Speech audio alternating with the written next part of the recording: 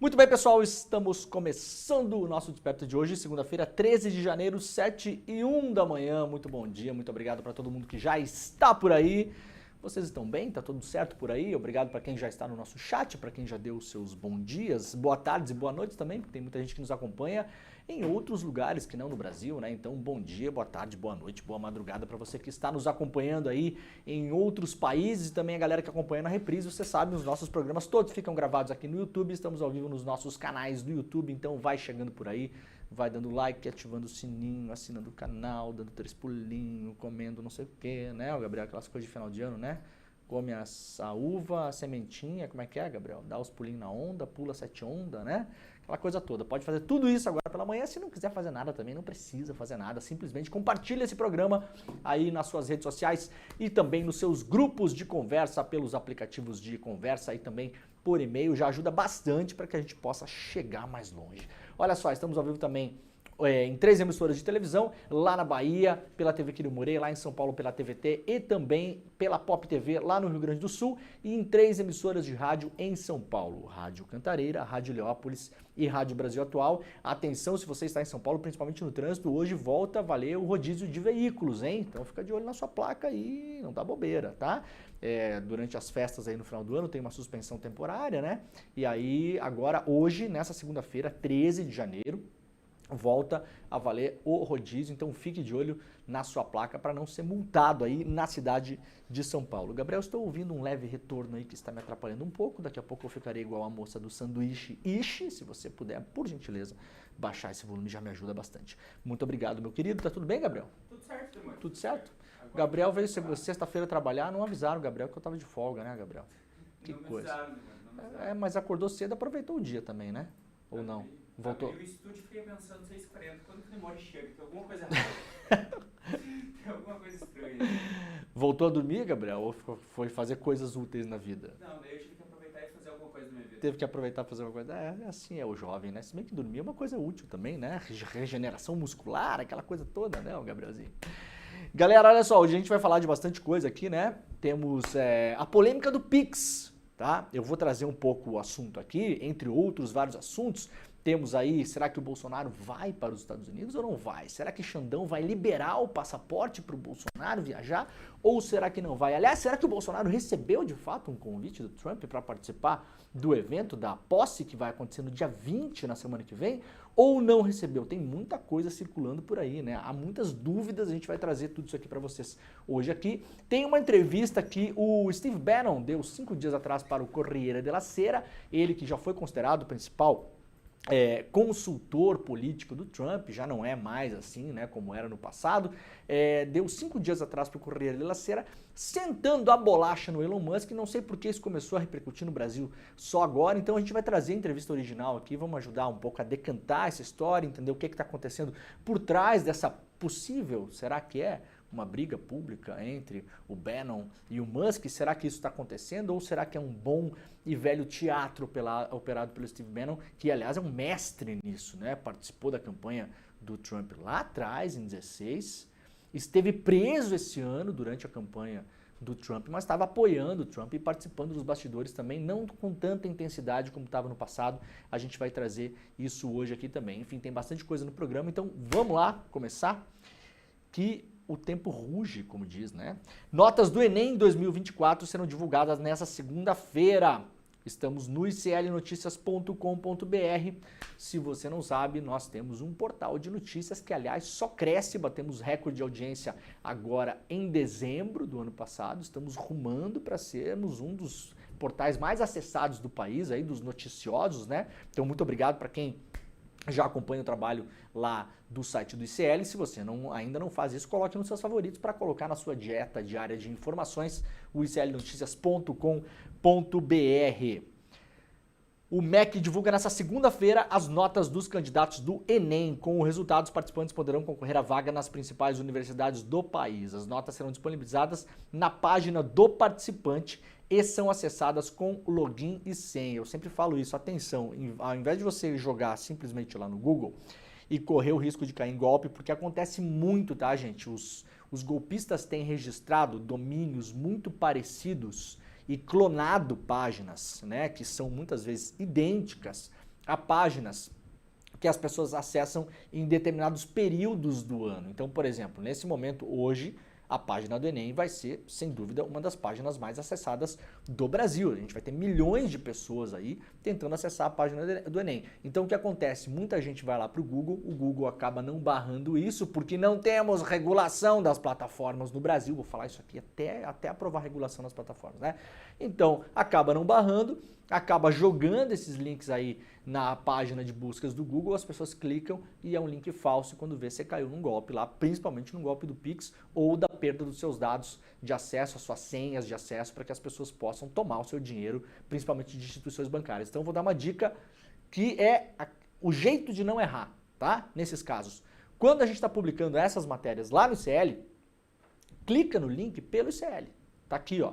Na reportagem que tá na capa do ICL Notícias hoje, tá lá o link, ó. A página do participante aqui em azulzinho, você pode clicar nisso aqui e você vai ser lançado diretamente para a página oficial e vai evitar golpe. Então, se você tiver que passar o link para alguém acessar hoje as notas do Enem, principalmente para pessoas mais velhas, que são estatisticamente as pessoas que mais caem em golpe no Brasil, muitas vezes pela pouca habilidade, né, com as novas, assim chamadas novas tecnologias, você passa o link do ICL Notícias, que aí a pessoa vai clicar direto aqui, tá? Sem chance de você cair em nenhum tipo de golpe. O edital não especifica o horário que o resultado será liberado, mas em geral a divulgação ocorre na parte da manhã. Hoje pela manhã eu estava ouvindo rádio, quando eu estava chegando aqui no estúdio para fazer o programa, fala-se em 9 ou 10 da manhã, metade da manhã. Então fiquem de olho aí, né? Porque daqui a pouquinho mesmo deve estar saindo. Os candidatos terão acesso aos resultados das provas objetivas e também da redação do Enem com os resultados em mãos. Os participantes podem disputar vagas em instituições públicas do ensino superior por meio do Sistema de Seleção Unificado SISU, obter bolsas de estudos do ProUni ou financiamento pelo FIES em cursos de faculdades particulares. Chuvas deixam ao menos 10 mortos e desaparecidos no interior de Minas Gerais. Fortes chuvas registradas na madrugada de domingo deixaram ao menos 9 pessoas mortas após desabamento de casas em Ipatinga. Uma outra morte ocorreu em Santana do Paraíso, cidade a 1 hora de Ipatinga. Ainda há uma pessoa desaparecida entre os escombros.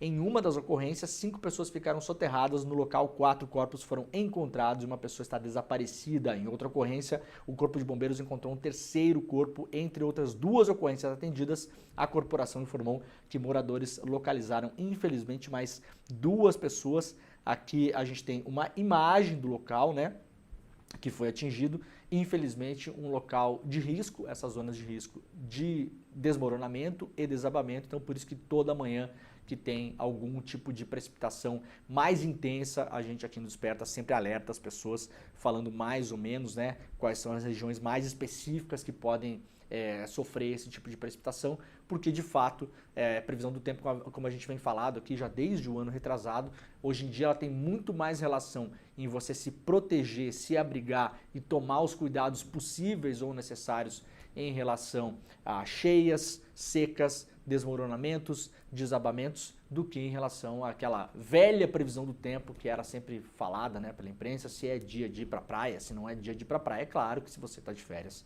você vai ver se é dia, se vai chover ou não, né? Não estou dizendo que uma coisa elimina a outra, mas em termos de notícia, em termos de informação e serviço para a população, tem muito mais a ver com isso. Então, mesmo se você não presta muito atenção na previsão do tempo, como eu, não sou uma pessoa muito ligada em previsão do tempo, tem gente que toda manhã acorda e vai olhar, né? A minha companheira acorda, a primeira coisa que ela faz é abrir o aplicativo da previsão do tempo. Eu não tenho esse hábito, né? Agora, é importante a gente ficar ligada, porque isso tem relação muitas vezes com a nossa vida, né? Para a gente poder, eventualmente, tomar os cuidados possíveis ou necessários em relação a isso. Dino dá 30 dias para a União e Estados publicarem regras para emendas a universidades.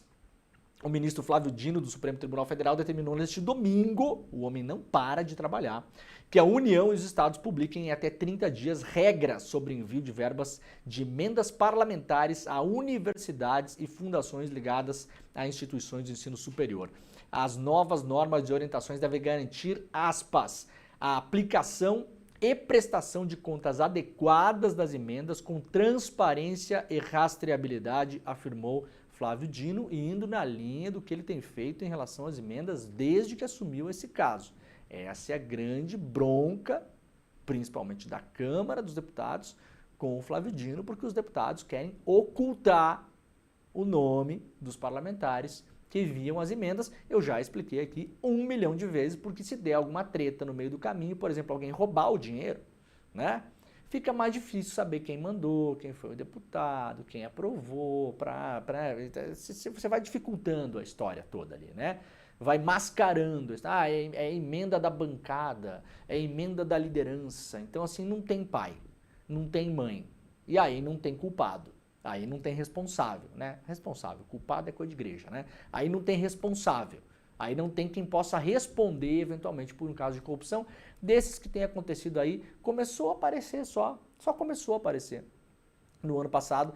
Tenho certeza disso, eu já tenho repetido isso aqui várias vezes. Este é o maior escândalo de corrupção que a gente viu, assim, mas eu não vou falar na história porque a história é longa, né? Mas na história que a gente conhece, dos últimos anos aí, dos escândalos que escandalizaram o país, e Petrolão, e Mensalão, e não sei o quê, e Covidão, e CPI da Covid, e compra de vacina superfaturada, e não sei o quê. Olha, isso aí tudo vai ser nota de rodapé na história a hora que alguém decidir passar um pente fino no emendão, né? No emendão, que começou assim a bombar lá no governo Bolsonaro, um governo fraco, que teve que se vender para o Congresso para não cair, e infelizmente continua no governo Lula, um governo também fraco, né? Um governo que não tem base na Câmara, que não tem base para aprovar nada, aí tem que ficar negociando com essa gente toda, e aí as emendas continuaram bombando, né? E agora o Dino está batendo nessa história. A decisão de desdobramento da auditoria da Controladoria Geral da União sobre a transparência na execução das verbas de emendas por 33 instituições sem fins lucrativos, incluindo ONGs e fundações ligadas às universidades. No último dia 3, o ministro suspendeu repasses a 13 dessas instituições. Segundo ele, elas forneceram dados detalhados sobre o uso de recursos indicados pelos deputados e senadores. A CGU avaliou se as organizações divulgam na internet de forma acessível, clara, detalhada e completa o recebimento e a execução de recursos. Ou seja, basicamente é dizer quem mandou o dinheiro, quanto mandou, qual o motivo e como foi gasto. Não tem mistério nenhum, né? Não parece assim uma coisa muito, né? Sabe quando você dá um dinheirinho pro seu filho comprar um negócio e fala, traz o troco, filho? É basicamente isso, assim, né? Você sabe que você deu, Gabriel, R$10, que ele vai comprar um pirulito que custa R$1,50, né? E vai comprar o pirulito em tal lugar, lá que você sabe onde é, e vai voltar e vai trazer R$8,50 de volta de troco, né? Execução orçamentária do pirulito. Sabe a execução orçamentária do pirulito? Viu, deputado? Deputado, é assim, né? Você sabe como é que é a execução orçamentária do pirulito, certo? Assim, a gente quer saber como que é a execução orçamentária dos pirulitos que a gente paga aí, só isso, simples. Simples. Não requer muita perícia, não requer muita assim, não tem muita dor, né? Não é assim, não me parece que seja assim, estejamos pedindo demais. Nós, sociedade civil, nesse caso, graças ao ministro Flávio Dino, graças a ele, porque se não fosse ele não tinha ninguém fazendo isso. Né? Então, assim, basicamente, quem mandou dinheiro para a Universidade Federal ou para a ONG e tal, não sei o quê, para que mandou o dinheiro, quanto foi, vai cair na conta de onde que vai cair, se é do instituto, se é de uma faculdade específica, se é de um grupo de pesquisa, como vai ser gasto aquele dinheiro, né? Para onde vai o dinheiro no final das contas? É para comprar insumo, é para melhorar laboratório, é para fazer pesquisa, é para contratar pesquisador, é para fazer uma viagem para o exterior para fazer algum tipo de pesquisa, é para reformar um edifício, é para comprar um negócio para beber água, é para desentupir uma privada que está entupida. Para que é gasto o dinheiro que é enviado? Por quem e quanto? Gabriel, parece uma coisa meio simples, né? Até minha mãe não pede nota e... Até tua mãe pede, tua mãe, pois é. A minha mãe pedia também. Pedia, não pede mais, porque, enfim, já sou meio crescido para isso, né? Ai, ai.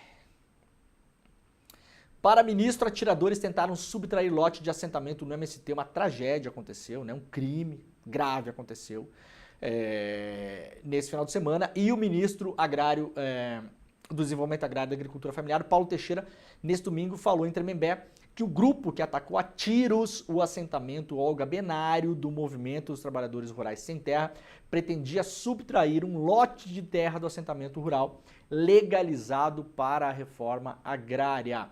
A ação dos criminosos aconteceu na sexta-feira, resultou na morte de 2 membros do movimento. Outras 5 pessoas precisaram de atendimento hospitalar. As pessoas entraram lá para assassinar pessoas que estavam em cima de uma terra que já foi regularizada para a reforma agrária. Não é sequer uma ocupação, né, de algum lugar onde se está pleiteando o processo. Não é a terra de alguém que está lá pleiteando, que está lá querendo isso de volta para si. Bandidos entraram para expulsar as pessoas, para roubar um lote de terra e acabaram matando 2 pessoas e ferindo outras 5. Os membros do MST estavam dentro do assentamento, não estavam perturbando ninguém. Os atiradores quiseram subtrair um lote. Os assentados foram defender o lote. Isso aconteceu às 5 da tarde. Às 8 da noite chegou esse grupo de vândalos e atirou, levando à morte já desses 2 assentados, disse o Teixeira, o ministro, em entrevista coletiva em Tremembé. O que a gente espera é que a polícia esclareça a autoria desse crime e o verdadeiro mandante desse crime, e que possa dar segurança aos assentados que querem tocar a sua vida e produzir alimentos. 2 já foram presos, suspeitos, foram presos, e polícia defender assentamento nunca se viu. Pelo contrário, muito se viu já a polícia se juntando com jagunço para matar assentado e militante do MST, né? Vai ser uma novidade se a polícia for lá proteger os assentados. De fato, assim, tem que registrar. Tem que ir lá fazer foto e vídeo. Vai ser assim, um negócio que nunca se viu. Mortos em incêndios na Califórnia chegou a 24. O vento deve aumentar hoje. Vocês estão acompanhando, né, gente? Negócio inacreditável. Bairros inteiros lá, principalmente nos subúrbios lá de Los Angeles, incendiados e devastados pelas chamas. Os incêndios começaram em áreas florestais próximos a esses locais, e aí pelas imagens que a gente vê tem um vento absurdo, né, empurrando, né? Então nem quando chega, por exemplo, em rios que não são muito caudalosos ou até mesmo em estradas, o fogo para, porque o vento acaba levando as fagulhas atravessam os rios, atravessam os lagos, atravessam estradas e começam a pegar fogo, né, em árvores, em cercas, em matos e tal, do outro lado, e isso vai gerando um incêndio inacreditável. As imagens estão surgindo na internet, aí são realmente assustadoras, né? Vamos lá para o Diário do Centro do Mundo. Aliados acreditam que Moraes não permitirá que Bolsonaro vá à posse de Trump. Aliados de Jair Bolsonaro estão pessimistas quanto às chances de o ministro Alexandre de Moraes do STF autorizar a devolução do passaporte do ex-presidente para que ele participe da posse de Donald Trump, que acontecerá no dia 20 em Washington, conforme informações aqui do DCM, extraídas lá da coluna da colunista Malu Gaspar, do jornal O Globo. As chances são nulas, não há fatos novos e Moraes já negou o pedido para Bolsonaro ir a Israel, convite do primeiro-ministro Netanyahu para visitar o país no ano passado. Negou exatamente um pedido similar, com os mesmos argumentos, afirmou um integrante do PL sob condição de anonimato. Outro aliado foi ainda mais categórico, aliado do Bolsonaro, ouvido pela Malu Gaspar lá no Globo, reproduzido pelo DCM, né? Sem chance, disse ele, é mais fácil o Sargento Garcia prender o Zorro. Olha, temos um humorista lá, aliado do Bolsonaro. É a terceira vez que a defesa do ex-chefe do Executivo tenta reaver o passaporte. Apesar da tentativa, os argumentos apresentados pela defesa de Bolsonaro ao STF, como relevância do evento de magnitude histórica para o diálogo entre 2 líderes globais e sua singular importância no contexto das relações bilaterais Brasil-Estados Unidos, não parecem suficientes para mudar a avaliação do ministro. A defesa também assegurou que a viagem não representa qualquer risco ou prejuízo às investigações em curso. O histórico, no entanto, não favorece o Bolsonaro, né? Em fevereiro de 2023, ele teve o passaporte apreendido. Depois, a primeira turma, em outubro, rejeitou o recurso para recuperar o documento. Um mês após a decisão, o Bolsonaro foi indiciado pela Polícia Federal. E aí tentou ir para Israel, se eu não me engano tentou ir para a posse do Milei também, né? Lembrando que não é só uma questão de passaporte, muita gente confunde, fala, o Bolsonaro não tem passaporte, mas ele poderia ir para a posse do Milei, por exemplo. Não, a decisão da polícia, da justiça, sob pedido, é que o Bolsonaro não pode deixar o país, tá? teve o passaporte apreendido, mas não pode deixar o país. Então não pode pegar a carteira de identidade e cruzar a fronteira para a Argentina, por exemplo. Não pode. Né? Se pudesse, já o teria feito, né, gente? Se fosse tranquilo, iria ali para Buenos Aires, sei lá, eu para onde? Para Assunção, no Paraguai, para Montevidéu, pegava um voo para os Estados Unidos. Não pode deixar o país. Essa é a decisão. Olha, rolou muito aí, muita informação na internet, né, dizendo que o Bolsonaro, na verdade, não teria recebido o convite e aí que teria entrado num site lá, que é o site oficial da posse, que você pode entrar e meio que fazer a sua pré-reserva, né, para você participar, e você recebe um e-mail automático e seria esse o e-mail que o Bolsonaro teria feito, como se ele não tivesse recebido o convite oficial do evento e teriam tentado fraudar o pedido para o Moraes entrando num site lá que qualquer pessoa pode preencher. O primeiro e-mail que foi enviado lá para o Moraes não é igual ao que está circulando pela internet que você pode fazer você da sua casa, tá? Não é. Então vamos cuidar aí também a hora que vocês ficam passando coisa para frente, tá? Não é a mesma coisa. E outra, gente, o Bolsonaro já foi convidado para vários eventos do Trump. Não há motivo nenhum para acreditar que o Trump não o tenha convidado. Pelo contrário, convidou ele de propósito. Convidou ele de propósito para fustigar a presidência do Brasil. É óbvio que ele foi convidado. Galera, pera lá, né? A galera entra num looping maluco, às vezes, tudo bem. É até engraçado ver por aí, né? O convite do Bolsonaro escrito em... né? A galera fica fazendo meme, escreve no caderninho, we invite you, não sei o quê. Tá, é piada, mas não é verdade, tá, gente? Não é. O Bolsonaro, obviamente, foi convidado. Geralmente, esses eventos têm a posse... E aí depois tem um coquetel mais restrito, não sei o quê, o próprio Eduardo Bolsonaro, os próprios assessores do Bolsonaro, o próprio Jair Bolsonaro já esteve em eventos parecidos com isso, lá na casa do Trump, lá nos lugares onde ele faz os negócios, lá, enfim, rico não tem uma casa só, tem 1000 lugares, né? Então, não há motivo para acreditar que não haja um convite formal em relação ao Bolsonaro. Pelo contrário, obviamente, se o Trump pudesse convidar ele 60 vezes, convidaria. Para constranger o Alexandre de Moraes, para constranger o Supremo, para reforçar a ideia de que o Bolsonaro é um perseguido político, para agora fica numa clássica, se fosse um presidente dos Estados Unidos eleito, o Trump, que estivesse interessado na conversa entre dois países, né, democrática, pacífica, organizada, pensando no bem comum dos dois povos, pensando nos comércios bilaterais, pensando nas boas relações, o Trump não convidaria o Bolsonaro, gente. O convite é um convite justamente para fustigar o governo brasileiro, assim como fez o Milei. É um convite justamente para colocar o Supremo Tribunal Federal, na figura do Alexandre de Moraes, contra a parede, porque se concede, se devolve o passaporte, mesmo que temporariamente, para que o Bolsonaro viaje aos Estados Unidos, vai ser pintado como arregão, afrouxou, deu um passo atrás, todo mundo vai começar a fustigar o ministro com outros pedidos, e aí se o ministro negar, vão apontar as inconsistências, mas por que para o Bolsonaro sim e para o fulano não, né? E se nega, continua sendo pintado como ditador, autoritário, que persegue o Bolsonaro. É óbvio que o convite foi feito. Me espantaria se o convite não tivesse feito, né? Bom, nesse assunto o Steve Bannon deu uma entrevista lá para o Correio da Sera, eu tinha lido isso aqui, até não tinha trazido no programa, não sei porquê, né? Se não me engano, 5 dias atrás, não sei se tem a data aqui no Corriere, 8 de janeiro, exatamente, 8 de janeiro, né? O Bannon falou várias coisas aqui sobre o Elon Musk, né? E outras coisas também. Steve Bannon, rapidamente, o principal conselheiro do Trump lá na eleição de 2016, entrou na campanha já do meio para o fim, ele não é o arquiteto da campanha, nem o construtor do Trump, né? O construtor do Trump, como candidato, tem vários, né? Mas o principal deles, na minha opinião, era o Roger Ailes, que era o manda-chuva lá da Fox News, né?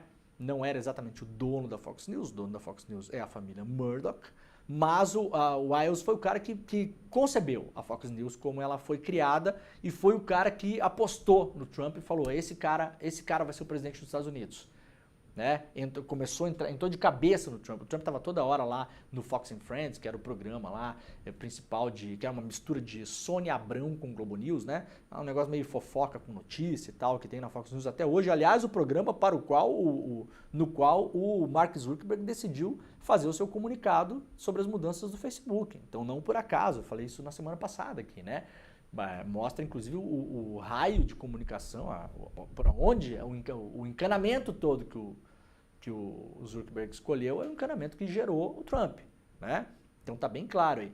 O Bannon, ele entrou meio que do meio para o fim na campanha, mas ele é o cara que trouxe uma espécie de consistência filosófica para o Trump, né? Que tem, claro, não é só bobagem, né? A volta de um nacionalismo, desse sentimento de que os Estados Unidos têm que voltar os olhos para si próprio, né? Fechar mais as fronteiras, reindustrializar o país, né? Essa coisa, isso tudo vem da cabeça do Bannon, tá, gente? É ele que traz essa história toda de volta. E aí, ele passou a campanha do Trump agora 4 meses preso, tá? Por um outro assunto que é uma questão de fraude na grana que ele teria recolhido para construir o tal do muro entre os Estados Unidos e o México. Enfim, é um cara complicadíssimo, tem vários documentários sobre ele, aliás, um deles do Errol Morris, que é um dos maiores documentaristas do mundo. Eu sugiro que vocês assistam os documentários sobre o Bannon, procurem aí, né? Um deles se chama A Esfinge, se eu não me engano, mas eu tenho 3, se eu não me engano, que são muito bons. E aí, agora tem uma briga já entre o Bannon e o Musk. E parte da imigração, questão da imigração. O Bannon é um cara altamente anti-imigração, viajou pela Europa toda depois que saiu do governo Trump. O Trump foi eleito e um ano depois, pouco menos de um ano depois, em 2016, o Bannon foi chutado do governo, né? Ele ficou fora do governo, ele praticamente não participou do governo Trump, lá do primeiro. E aí foi rodar a Europa para se aliar aos grupos da extrema-direita, na Itália. Ele criou um negócio chamado O Movimento, The Movement, né? Alugou até um mosteiro na Itália, um lugar meio... aquela coisa, né? Essa mistura meio templário, né? Deus Vult, e Igreja Católica, e Idade Média e tal. Tem um pouco essa ideia de que o mundo era muito melhor na época não sei qual. Então nós temos que voltar para a época não sei qual. Esse é o grande projeto, né? Dessa galera aqui. E agora tá sentando pau no Musk. Falou que o Musk, para o Correio da Cera, falou: Elon Musk quer só dinheiro, vou fazer de tudo para tirar ele fora da Casa Branca, né? E falou mais, falou que os trabalhadores,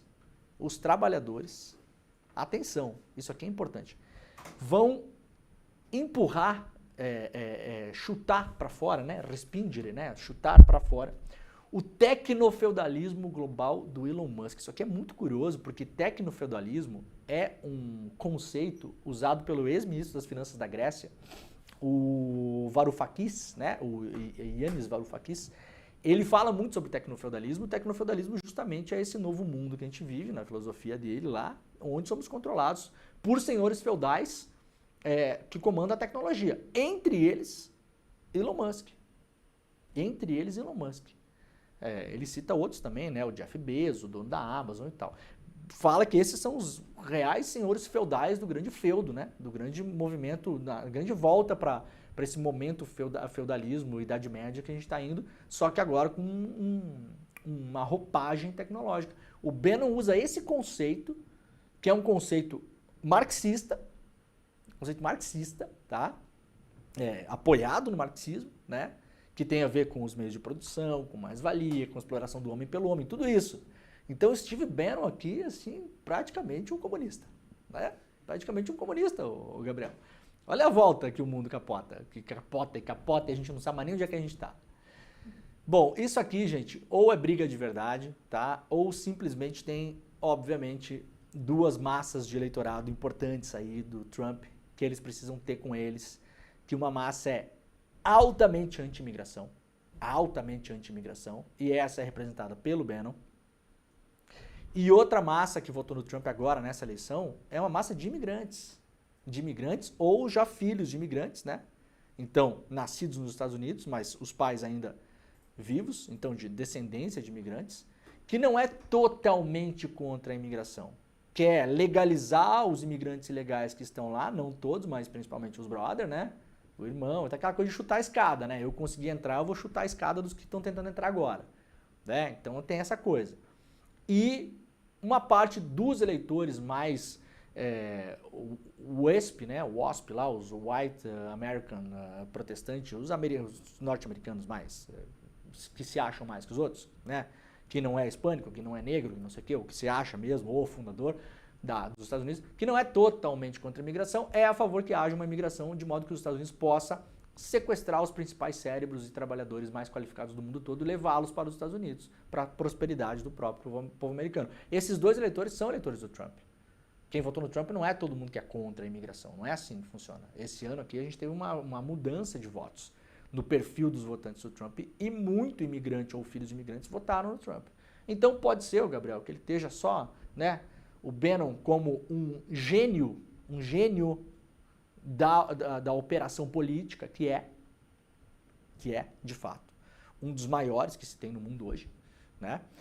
Ou ele está operando com um pé em cada canoa para ir manipulando o eleitorado do Trump e sustentando a base, e aí o Trump vai navegando nesse meio, nunca dando ordens muito claras, né? Então, por um lado, vai expulsar um pouco de imigrantes, por um lado, pode permitir que alguns mais qualificados entrem, daí depois faz uma fala anti-imigrante, daí depois está lá junto com Elon Musk, que é naturalmente de uma família de imigrantes. Então, vai fazendo esse balanço, enquanto isso ele tem dois bispos, um bispo jogando para um lado do eleitorado, outro bispo jogando para o outro lado do eleitorado. Ou pode ser uma briga mesmo. Se for uma briga mesmo, farei minha aposta aqui, Gabriel, Steve Bannon estará fora do governo Trump. Assim, entre jogar o Bannon para fora ou jogar o Musk para fora, vai jogar o Bannon, sem dúvida nenhuma, até porque já fez isso em 2016, quando o Bannon era muito mais relevante e, de fato, foi um cara importantíssimo que levou o Trump a vencer a eleição. Esse ano não teve tanta importância assim, porque o Trump também já aprendeu mais o jogo, não precisava tanto do Bannon, né? Então, ou os caras estão fazendo de conta, né? O que pode ser, o que faz sentido em termos de estratégia e faz total sentido com o histórico do Bannon, é o que ele faria. É o que ele faria. Assistam aos documentários que eu falei aqui. É o que o Bannon faria, de fato. Ou se for briga real, eu vou fazer minha aposta aqui, o Steve Bannon está fora do governo. Em alguns meses. Não vai durar nada. Vai ser chutado. E vai ser chutado e vai achar ok, porque em 2016 ele foi chutado também e achou ok, saiu de boa, falando bem do Trump e foi morar na Europa e se reunir lá com um nazista na Alemanha, na Itália e na Grã-Bretanha, na Holanda, né? Um dos filmes, aliás, mostra reuniões dele com essa galera toda aí, ensinando os caras como fazer essa nova política da atenção plena, de você inundar o debate público com, como ele fala, com merda, né? Você inunda o debate público com merda, com declarações absurdas o tempo todo e faz com que o tempo todo a imprensa esteja falando de você. Tá? Essa é uma das coisas que o Bannon vai lá ensinar os europeus e conseguimos ver os resultados aí, né? Na Itália, eleitos. Na França, bateu na trave. Na Alemanha, vai ter eleições agora, chance grande do partido de extrema-direita ser eleito. Né? Crescimento do Nigel Farage e do movimento de extrema-direita no Reino Unido. Mesmo que o Partido Trabalhista tenha ganhado a eleição agora, não foi como se achava. O Partido Trabalhista teve que fazer várias concessões em termos de discurso para a direita. Como, aliás, aqui a gente está vendo no Brasil. O que a gente chama de centrão é direita, né? Então, quando a gente faz concessões para o centrão aqui no Brasil, estamos fazendo concessões para a direita. Né? E o Bannon é o cara que opera muito bem isso. Para quem lê em italiano, leia a entrevista completa no Corriere della Sera ou joga no Google Tradutor e outro tradutor aí que é tranquilo de ler, né? Posicionamento da Meta em ação no STF tem tom oposto ao de Zuckerberg. Em manifestação ao STF em novembro do ano passado, a Meta usou o tom oposto ao agora empregado por Mark Zuckerberg, CEO da empresa, para falar sobre as suas atividades de moderação.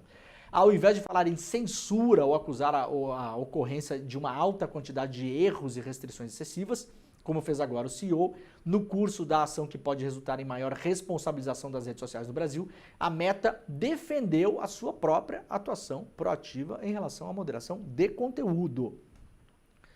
Com afirmações como a de que a moderação de conteúdo realizado pela Meta é efetiva, disse a Meta aqui no STF Brasil, e que a aplicação de suas políticas engloba uma abordagem coerente e abrangente, a empresa busca rebater a ideia de que haveria inação por parte dela no combate a conteúdos nocivos. O tom é bastante distinto do CEO da empresa. E aí disse o Zuckerberg no último dia 7, né, naquele já célebre comunicado, que a Meta construiu um monte de sistemas complexos para moderar o conteúdo, mas o problema com sistemas complexos é que eles erram. Chega a um ponto em que não apenas muitos erros, mas também há muita censura. Ou seja, a ver se a defesa, né, da empresa no Brasil vai mudar o tom agora. Porque isso é dentro de uma discussão que está tendo na STF hoje, sobre mudar o artigo 19 do Marco Civil para fazer algum tipo de regulação de redes sociais, já que o PL 2630, que era o projeto de lei do Orlando Silva, que era, aliás, muito bom e que não era perfeito como ninguém é, como nenhum projeto de lei é, como nenhum país é, como nenhum governo é, como nenhuma pessoa é, e isso não é desculpa para não ter sido aprovado, porque pior sem ele, e ele não existe hoje, agora o STF vai mexer no Marco Civil. Eu já falei várias vezes aqui, é um perigo que estão fazendo no STF. Tá? É um perigo, mas fomos empurrados para isso, porque o STF não ia deixar de barato o Brasil ser um dos poucos países do mundo que não tem regulação em relação a redes sociais. A Europa toda tem, o Canadá tem, a Austrália tem, a Nova Zelândia tem, Reino Unido tem, and so on, e aqui nós não temos. Teríamos se o projeto tivesse sido aprovado, não foi, foi derrubado. E agora a Meta, para tentar evitar essa regulação, ela vai ao STF e fala, gente, olha só, a STF não precisa regular nada não, viu? Nós aqui no Facebook e no Instagram temos um sistema de moderação que é muito bom. Funciona muito bem. A gente criou um negócio incrível aqui. O problema é que semana passada o CEO da empresa, que é o Marquinhos falou o contrário. Falou que não é muito bom, que é uma porcaria, que não funciona, que comete erros e causa censura.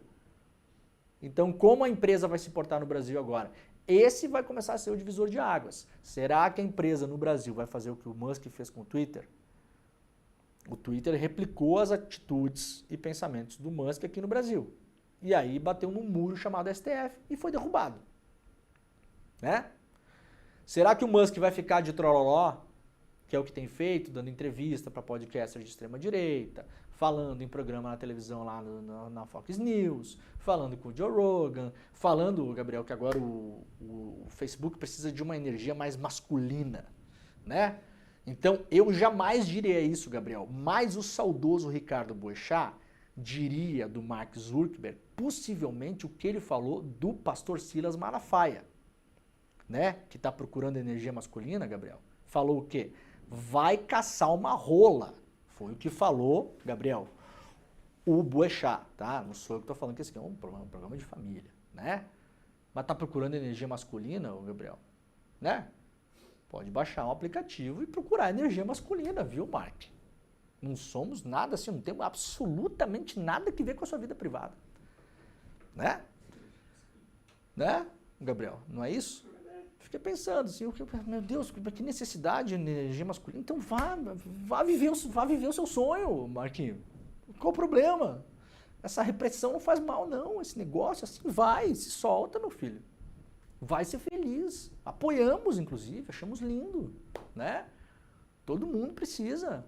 Não pode ficar se reprimindo assim, a energia masculina. Precisamos de energia masculina, vou fazer um negócio da empresa. Que não, cara, vai lá viver o sonho, vai ser feliz, não tem problema nenhum. Né? Ou vamos ver se vai ficar só no trololó e a empresa aqui no Brasil vai se manter na linha e falar que o sistema funciona. Se falar que o sistema funciona, eventualmente o tribunal vai perguntar, mas funciona como que funciona? Quais são as regras que vocês impõem, como que é o algoritmo, e vocês tiraram os checadores agora, e sem eles, como vocês garantem que tais coisas não acontecerão, né? Esqueça a política, por enquanto. Como você garante que no Facebook e no Instagram vocês vão conseguir detectar e derrubar antes de precisar de decisão judicial, se tiver pessoas publicando coisas ilegais, como por exemplo dados pessoais de alguém, não pode publicar. Telefone, endereço, né? Números de conta bancária, por exemplo, número de seguro social, etc e tal, proibido no Brasil, a lei não permite. Ah, mas os meus termos de uso, problema seu, vai operar em outro país, aqui não pode. É assim que funciona. fotos íntimas de pessoas sem autorização, né? Temos lei para isso, lei Carolina Dickmann é uma delas. Não pode. Como acontece? O que acontece? Para quem que eu reclamo se aparece uma foto minha peladão lá no Instagram, Gabriel? Para quem? Porque ademais, se aparecer uma foto minha peladão no Instagram, vai ser uma coisa maravilhosa, posso imaginar, né? Porque os caras vão fazer manipulado de modo que eu esteja no corpo do Cauã Raymond, ou sei lá eu de quem. Né? Mas fora isso, para quem que eu reclamo para tirar a foto? Como que funciona o negócio da moderação? Ou isso aí é livre expressão? Ou eu tenho que recorrer à justiça e esperar um ano para o negócio sair de lá? Para quem? Se aparecer foto do meu filho, por exemplo, não pode? É proibido? Não autorizei? Para quem que eu reclamo? Se aparecer foto de negócio de contexto de pedofilia, como que funciona lá? Hein? Se o meu filho que usa o Instagram eventualmente começar a ser bombardeado por negócio de pedofilia, eu reclamo para quem, Mark Zuckerberg? Energia masculina? Para quem que eu vou reclamar? Energia masculina? Como que funciona o negócio? Quem vai moderar isso? Como é que vocês vão tirar isso do ar? Ou liberou geral? É assim que funciona? Liberou geral, então, o negócio. Então, o Supremo vai olhar e falar, não, liberou geral aqui neste país, não pode, porque tem essa lei, essa, que todo mundo tem que cumprir, inclusive vocês. O Elon Musk bateu de frente e o Twitter caiu. Todo mundo duvidava que ia acontecer, aconteceu. A ver como é que a coisa vai andar em relação a isso também, né? Zuckerberg diz que empresas precisam de mais energia masculina, Gabriel. Hã? Imagina? Malhando bíceps e operando o computador ao mesmo tempo, né? E liberando imagem de pedofilia. É isso, né, Mark? Vocês vão fazer, né? Basicamente. Já entendemos, tá? Um cowboy com uma águia no ombro. Né? Cowboyzinho com... Não, olha a energia masculina desse cidadão aqui. Ei. Olha a energia masculina. Nossa, assim, ó. O cheiro de testosterona chega a sair da foto. Aqui, ó. Não vou chegar nem perto. Meu Deus do céu. TikTok está a um passo de ser banido nos Estados Unidos. Diz a empresa que o precedente é perigoso. O prazo encerra essa semana, aliás, né? O TikTok foi à Suprema Corte alegar que se a justiça permitir o banimento da rede social nos Estados Unidos, outras empresas também poderiam ser afetadas pela proibição. O TikTok, lembrando, ele tem que ser vendido para um controlador americano ou será banido dos Estados Unidos. De que modo? Seria bloqueado, como o Xandão bloqueou o Twitter no Brasil. Vejam, mas não é o lugar da liberdade de expressão nos Estados Unidos? Agora fiquei confuso. O Xandão, será que faz meio período lá também, aqui? Será que o Xandão está fazendo freela na Suprema Corte dos Estados Unidos? Fazendo bico para pagar as contas de casa. Tá fazendo bico no Pix lá, Alexandre? Para pagar os boletos? Não, né? Ah, os Estados Unidos vão bloquear o TikTok também. Como? É igual o Xandão bloqueou o Twitter no Brasil. Curioso, né? Curioso. O prazo para o banimento é 19 de janeiro. Portanto, daqui uns diazinhos, né? Um dia antes do Trump assumir a Casa Branca. Ai, ai, ai. Mães de crianças menores de 12 anos poderão cumprir prisão domiciliar. Isso aqui é uma notícia importante, só para ler rapidamente aqui. O ministro Gilmar Mendes, do Supremo Tribunal Federal, determinou na quinta-feira da semana passada a realização de mutirões carcerários para garantir o cumprimento de uma decisão que assegurou a substituição de prisão preventiva por prisão domiciliar para mães de crianças menores de 12 anos. Vamos lá falar sobre o Pix 744, né? Vamos entrar nesse assunto, ó. Atenção, daqui a pouquinho no Série Notícias Primeira Edição, o Edu Moreira vai estar lá falando sobre o Pix também, tá? Vai dar um panorama mais geralzão aqui. Eu vou trazer duas coisas importantes aqui pra gente ficar de olho e vamos tentar entender como que essa coisa andou, como que esse bolo de fake news andou. Esse assunto permeou a sociedade, tá?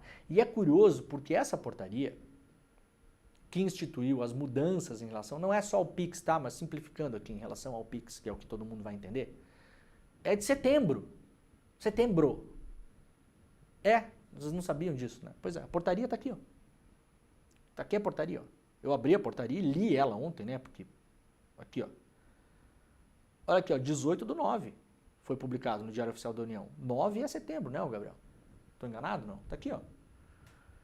Instrução normativa, não é uma portaria, tá? Uma instrução normativa da Receita Federal, Tá? Instrução normativa é uma decisão, é um manual de como fazer alguma coisa, né? Então nós temos uma norma e nós temos a instrução da norma. Então, olha, gente, a partir de agora a gente vai ter que fazer tal coisa. Ah, legal, como a gente vai fazer isso? Então vamos publicar uma instrução normativa, que é basicamente uma bula, né? Como que você toma esse negócio aqui? Tem a bula, toma assim, assado, tá, a dose assim, tá. Então essa instrução normativa é de setembro. Setembro. Sem dúvida, o governo não deu muita bola para isso. Isso aqui acaba mexendo em coisas que são caras às pessoas, porque todo mundo usa o Pix, tá? Repito, não tem a ver só com o Pix, mas pega no Pix também. E já vou explicar o que que pega e o que que não pega, o que que é e o que que não é, e depois o Edu vai abrir mais o argumento, né? Pra gente limpar o terreno.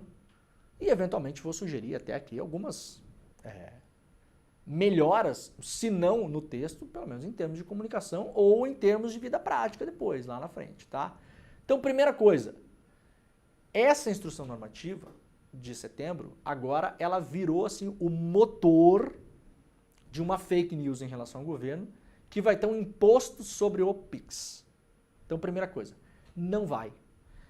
Vocês podem abrir essa instrução normativa, está lá no site da Receita Federal, nas normas da Receita Federal, está aqui ela, o texto inteiro dela.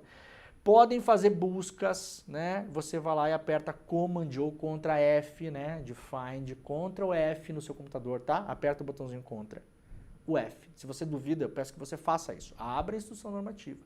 Bota lá no Google, instrução normativa 2219, que é o número da instrução. Receita Federal vai aparecer, abre.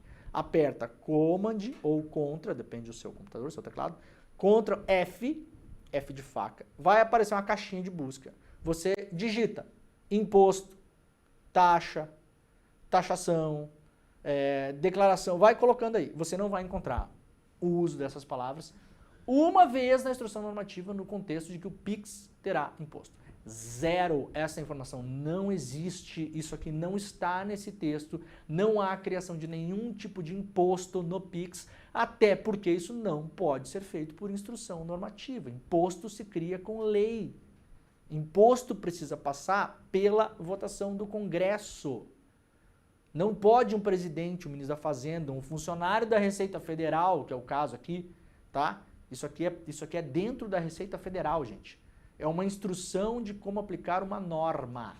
Não pode esse instrumento ser usado para criação de imposto. Então essa história não existe. Não existe imposto do Pix, ponto. Acabou a história. Acabou a confusão.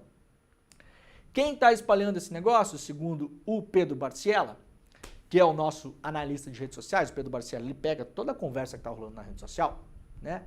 Ele tem lá um programa dele, que ele pega todos os dados que estão rolando na rede social e consegue fazer as temperaturas, quais são os assuntos que as pessoas estão mais falando, né? Classificar também. Então, assim, estão falando muito sobre o Pix, mas estão falando o quê? Ah, estão falando que vai ter imposto. Estão falando que não vai ter imposto. Então, assim, estão falando bem, estão falando mal, isso é contra o governo, é a favor do governo, é isso, é aquilo, quem beneficia. O Pedro Barciela consegue classificar a conversa que acontece na rede social. Então, não só quantificá-la, como classificá-la, né?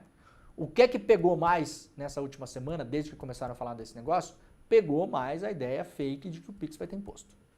Pegou, colou, espalhou geral, tá? Eu moro no interior, vocês sabem disso. Eu converso com as pessoas aqui, eu ouço as conversas, espalhou geral, geral falando nesse negócio, geral, gente. Da massagista, do pintor, a manicure, o gesseiro, o cara que limpa a piscina, o cara que corta grama, o cara que entrega coisa, o dentista, o advogado, o médico, o empresário, o garçom, todo mundo falando do negócio do Pix, do imposto do Pix, tá? Então o assunto espalhou. Virou um assunto com potencial de virar aqueles assuntos que vira assim o assunto, uma marca de um governo, tá? Tem esse potencial. Vai acontecer, não sei, estou dizendo que tem esse potencial. Eu vejo poucos assuntos irem tão longe quanto esse. Tem o potencial de daqui 2, 3, 4, 5 meses, no ano que vem, no outro ano, em 2026, na eleição, ainda muita gente falar, mas o Lula queria cobrar imposto do Pix. E você tem que falar, não queria, nunca existiu isso, tem instrução normativa, blá, blá, blá, queria sim. Tem esse potencial, esse assunto. Quem, no geral, espalhou esse assunto imprimes, né, por primeiro, a galera, principalmente do mercado financeiro, das fintechs, no Twitter e nas redes sociais. Então, resumindo, é os primo rico da vida, tá? Os primo rico pegaram esse assunto e começaram a espalhar esse assunto de modo enviesado, e depois esse enviesamento dos primo rico, dos Pablinho Marçal, dos coach de finança, da picaretaiada no geral. Isso aí depois foi assumido pelos lixarentos da extrema-direita, que daí já não tem mais muita preocupação em parecer sério, né? Porque os primo ricos têm uma preocupação em parecer sério, só dão uma entortada na coisa, né? Dão uma entortada esperta na coisa até para evitar processo, né? Sabem fazer o jogo. Aí depois esse negócio torto é pego pelos lixarentos, que já não tem mais preocupação nenhuma, é conta fake, é isso, aquilo, né? Essa galera que não tá nem aí. E aí começa a espalhar que o Lula vai cobrar imposto do Pix. Isso é falso. Essa história andou, tá? Então isso não tem na instrução normativa. Eu vou repetir, a instrução normativa está aqui. Se você não acredita em mim, vai lá, leia a instrução normativa. Eu vou dizer para vocês, ela é longa, chata, confusa para quem não manja dos Paranauê. Ontem, até de madrugada, eu fiquei debatendo esse texto com alguns economistas, mandei para alguns economistas amigos que podiam me ajudar com isso também. Falei com o Edu também, falei com o André Campedelli, falei com outros economistas que não pediam autorização, então não vou falar aqui. Alguns deles me falaram, inclusive pessoas habituadas a ler isso aqui, falaram, tá meio confuso o texto, tá? Tem coisa confusa no texto. Então vamos dizer assim, que o texto pode dar uma melhorada, né?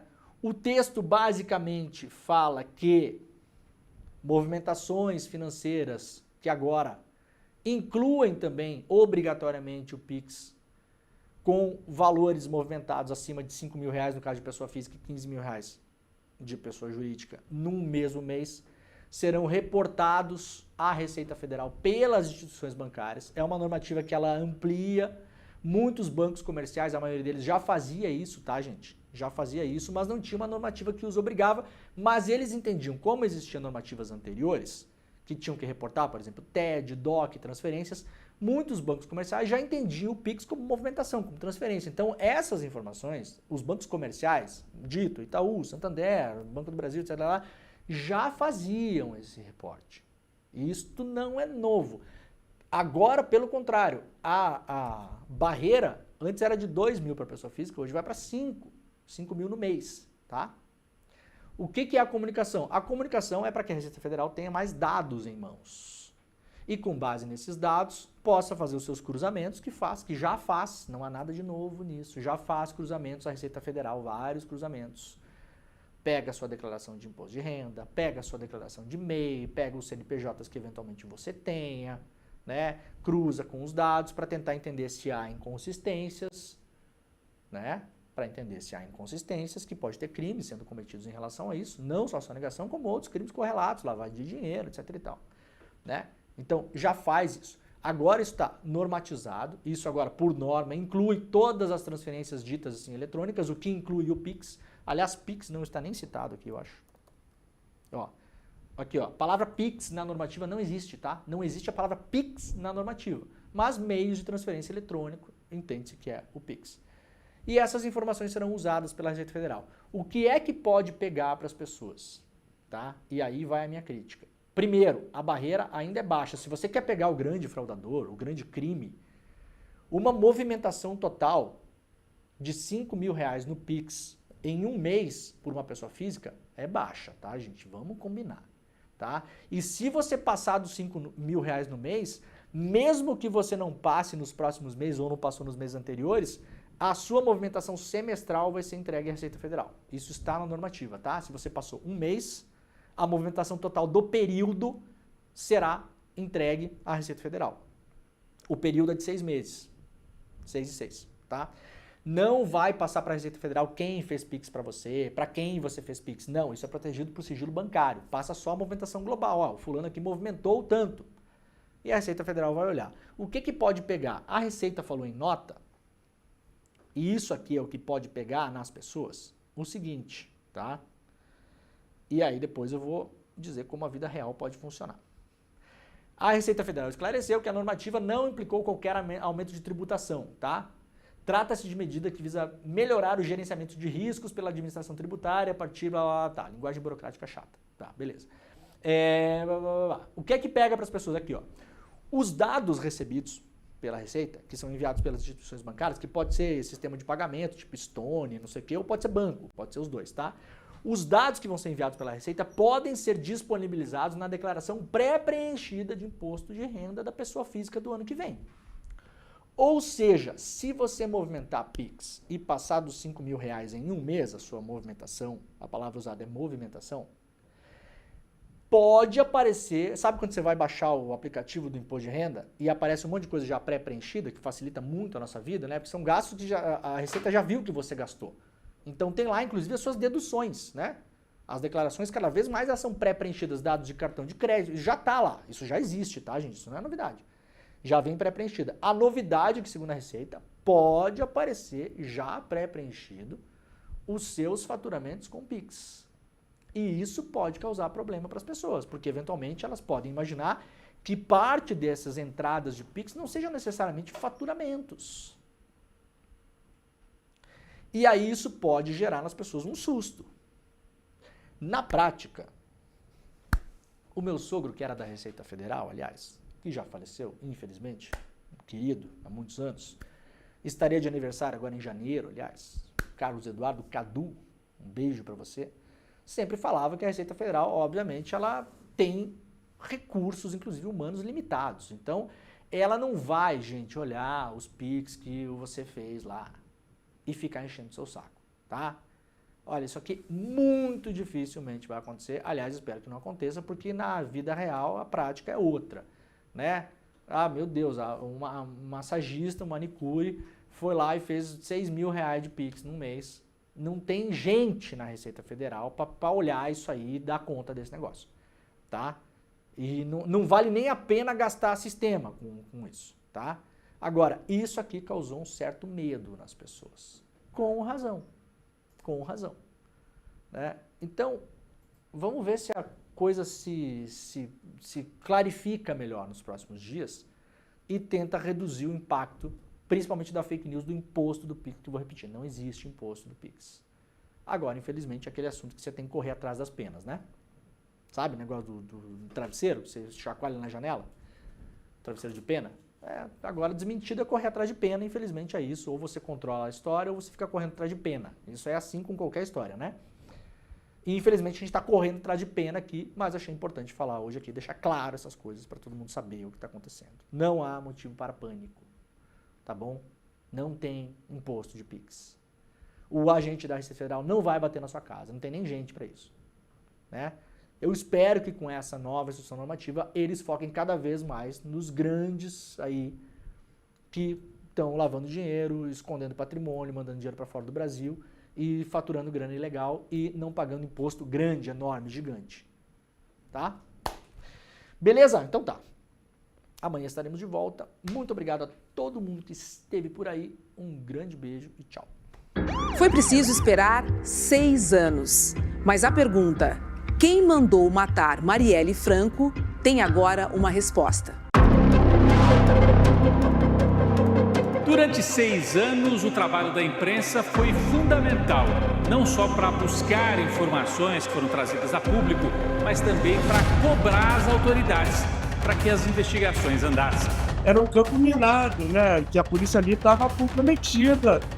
Por que ele vira a chave e faz a delação? Você não precisa ser nenhum detetive para perceber que era uma investigação completamente cheia de buracos, lacunas, ações estranhas dos policiais. Existe um papel fundamental da imprensa para mostrar que essa investigação, que esse inquérito estava contaminado. Acho que não havia essa expectativa dos mandantes de que a Marielle, por exemplo, se tornasse um símbolo internacional da luta pelos direitos humanos. The world wants to know who ordered the murder of Marielle Franco. Veja a importância da resiliência dos colegas que nunca abandonaram esse caso. A Polícia Federal diz ter concluído as investigações de um crime que há 6 anos aguarda a resposta. Quem ordenou a morte da vereadora Marielle Franco e do motorista Anderson Gomes e por quê?